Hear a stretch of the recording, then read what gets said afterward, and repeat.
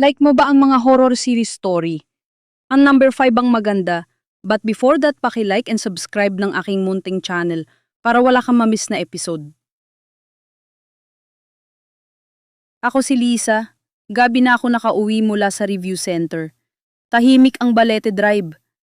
Pero may kakaiba. Parang may sumusunod sa akin. Sa gilid ng mata ko, may puting babae. Walang muka, nakalutang. Ang malamig niyang presensya, parang yumakap sa kaluluwa ko. Tumunog ang cellphone ko. Akala ko si mama, pero boses ng babae ang narinig ko. Paulit-ulit niyang sinabi, "Huwag kang lilingon." Pagharap ko sa salamin, ako lang ang nandoon. Pero sa likod ko, may nakatayo. Ang babae. Nakatingin siya sa akin. Hindi siya refleksyon. Tumakbo ako palabas. Pero kahit saan ako magtago, sumusunod siya.